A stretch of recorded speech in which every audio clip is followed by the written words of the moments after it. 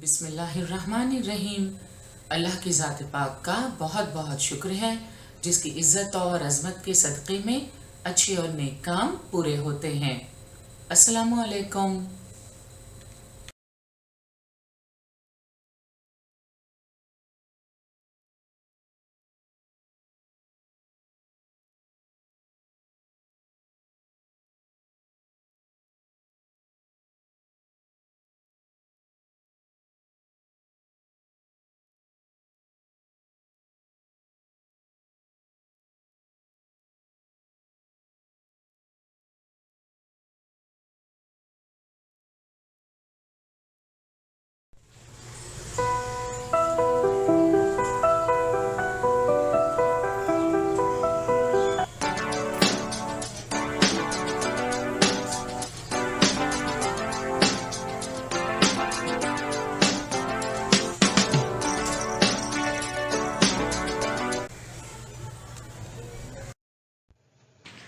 बृहन्मुंबई महानगर पालिका शिक्षण विभाग के तहत जारी वर्चुअल ट्रेनिंग सेंटर की जानिब से पेश होने वाले ई लर्निंग सेशन में आपका इस्तकबाल है।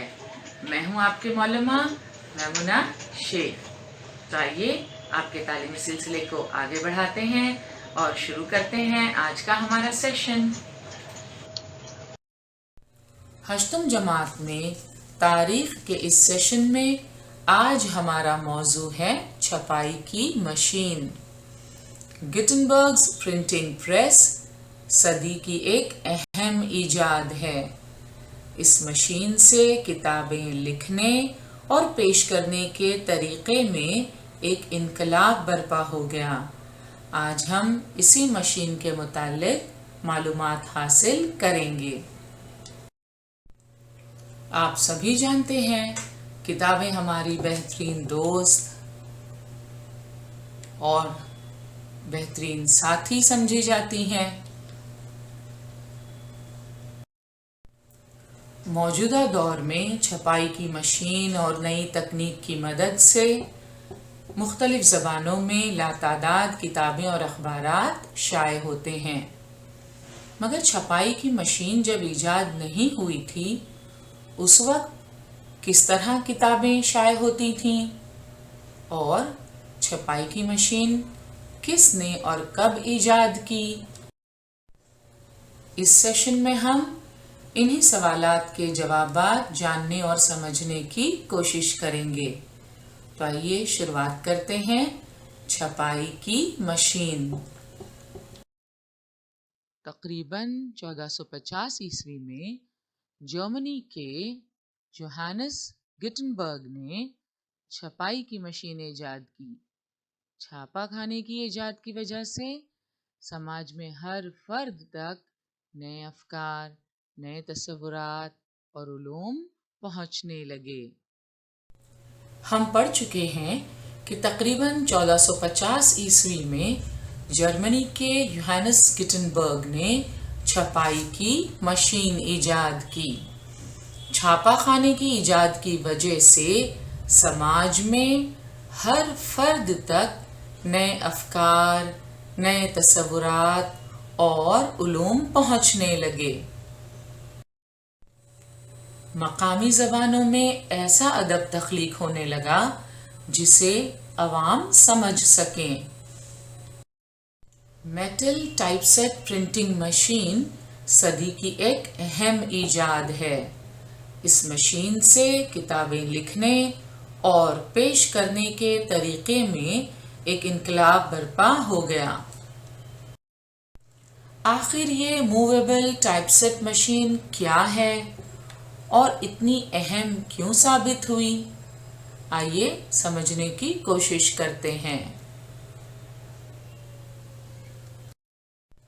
छपाई की मशीन की ईजाद से पहले किताबें महंगी हुआ करती थीं क्योंकि किताबें हाथ से लिखी जाती थीं और नकल की जाती थीं।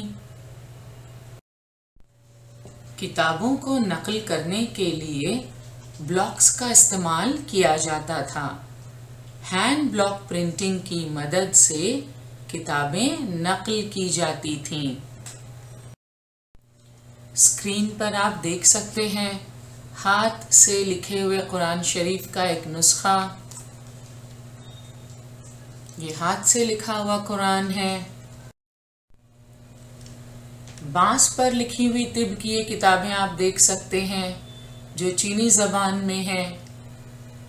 تاریخ کے ماخذ میں آپ پڑھ چکے ہیں کہ تحریری ماخذ جو ہیں ان میں درختوں کی چھال پر، تانبے کے پتر پر، بانس پر لکھی ہوئی کتابیں موجود ہیں. کتابوں کو اس طرح ہاتھ سے نقل کرنا ایک محنت طلب کام تھا. اس میں وقت بھی کافی درکار تھا اور اکثر غلطیاں ہونے کا خدشہ بھی رہتا تھا. ہاتھ سے لکھی ہوئی کتابوں کی نقل کس طرح تیار کی جاتی تھی؟ بلاک پرنٹنگ کے طریقے سے. بلاک پرنٹنگ کے طریقے میں ٹیکسٹ اور امیجز کو لکڑی کے بلاکس پر کارڈ کیا جاتا تھا، یعنی لکڑی کے بلاکس حسب ضرورت تراشے جاتے تھے اور اس پر انک لگا کر صفحے پر چھاپا جاتا تھا. جیسے کپڑوں پر بلاکس کی مدد سے پرنٹنگ کی جاتی ہے، بلاک پرنٹنگ کہتے ہیں جسے. کبھی دیکھا ہے آپ نے؟ جیسے ہم دفتری کاغذات پر سٹیمپ لگاتے ہیں اسی طرح، مگر سٹیمپ چھوٹا ہوتا ہے اور لکڑی کے یہ بلاکس صفحات کی مناسبت سے بڑے یا چھوٹے ہوا کرتے تھے. اب یہ بلاک بنانا بھی تو ایک کام تھا. ذرا سوچئے کتنا ٹائم کنزیومنگ اور محنت طلب ہوتا ہوگا ایسے بلاکس کو بنانا. آپ سوچ سکتے ہیں، بخوبی اندازہ لگا سکتے ہیں. آپ کو جان کر حیرت ہوگی 1450 تک پورے یورپ میں 30,000 سے بھی کم کتابیں تھیں. 1450 میں جوہانس گٹنبرگ کے چھپائی کی مشین ایجاد کرتے ہی یہ منظر بالکل بدل گیا.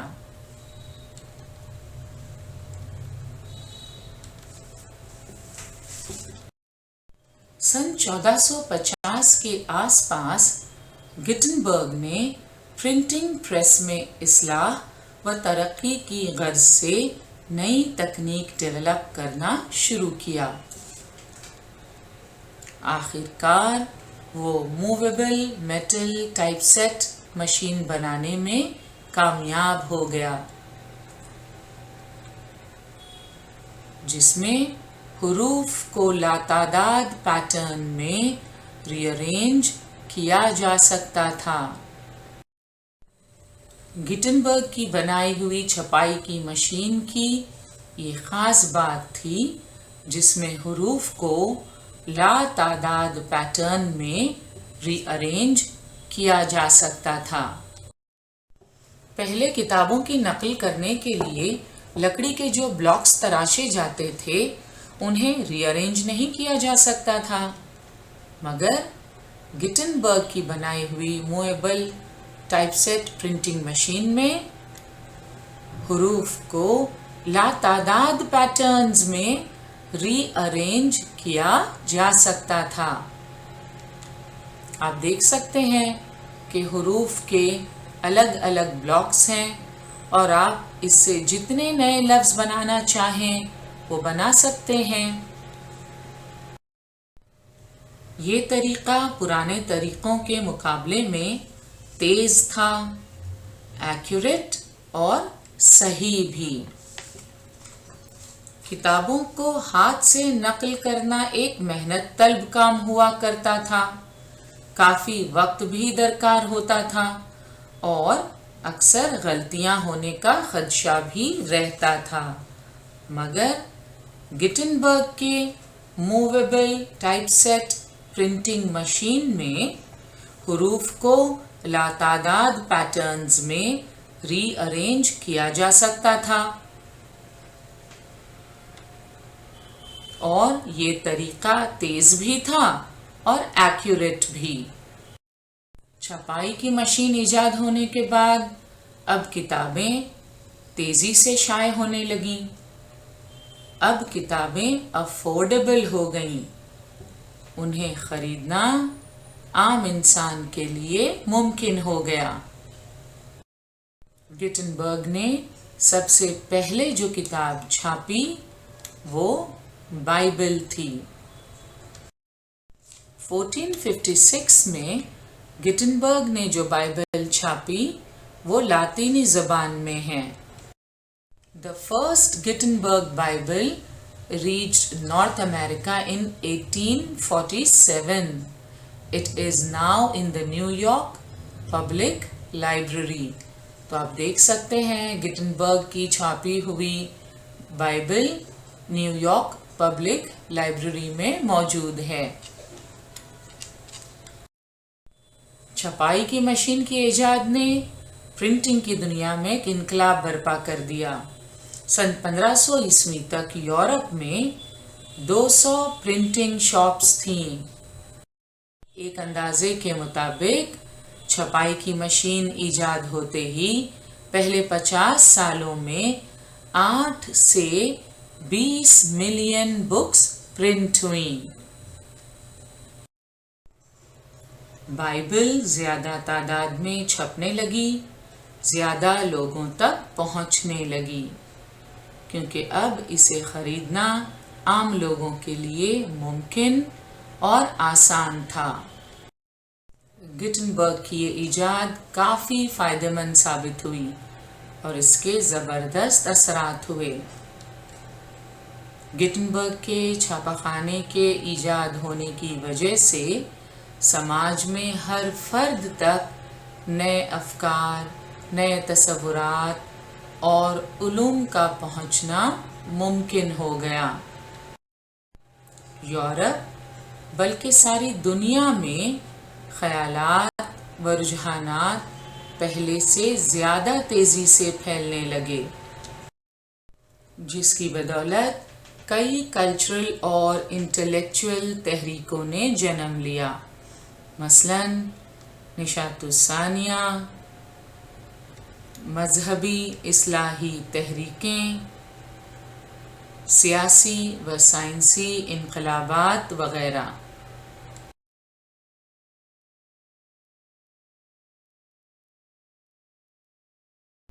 छपाई की मशीन की इजाद के बाद जो मुख्तलिफ तहरीकें शुरू हुईं जिन्होंने पूरी दुनिया को मुतासिर किया, इसमें एक अहम तहरीक थी मजहबी इस्लाही तहरीक। आइए इसके मुतालिक मालूमात हासिल करते हैं।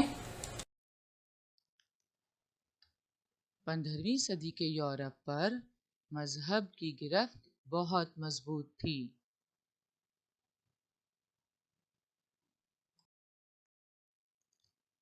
ईसाई मजहबी पेशवाओं ने अवाम की लाइल्मी का फ़ायदा उठाकर उन पर रसूमात का बोझ लाद दिया था।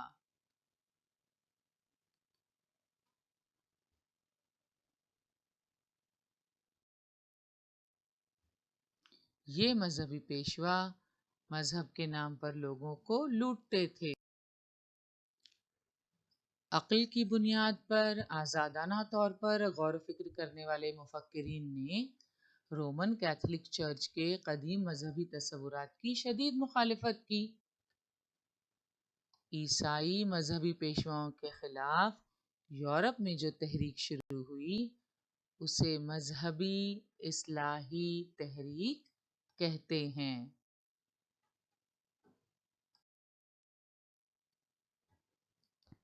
ईसाई मजहब की मजहबी किताब बाइबल लातीनी ज़बान में थी, जिसे आम लोग समझने से कासिर थे। लिहाजा वो मजहबी पेशवाओं की हर बात को बाइबल का हुक्म समझकर मान लिया करते थे। मजहबी इस्लाही तहरीक के ज़माने में अंग्रेज़ी और फ्रांसीसी ज़बानों में बाइबल का तर्जुमा किया गया जिसे आवाम समझ सकते थे। नतीजा ये हुआ कि लोगों को बाइबल की तालीमात और रोमन कैथोलिक चर्च की तालीमात में बहुत फ़र्क महसूस हुआ।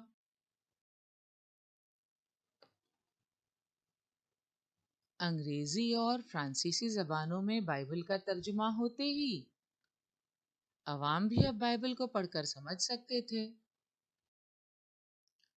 यूरोप में मजहबी इस्लाही तहरीक से जुड़ी एक शख्सियत मार्टिन लूथर की है। मार्टिन लूथर ने जर्मन ज़बान में बाइबल का तर्जुमा किया। मार्टिन लूथर ने चर्च में होने वाली बुराइयों के खिलाफ एहतजाज किया, यानी प्रोटेस्ट किया। इसलिए उसके फॉलोअर्स का नाम प्रोटेस्टेंट पड़ गया। रोमन कैथोलिक फ़िरके के अलावा ईसाइयों का ये एक नया मजहबी फ़िरका था जो प्रोटेस्टेंट कहलाया। धीरे धीरे मजहबी इस्लाह की ये तहरीक यूरोप के कई मुल्कों में फैल गई।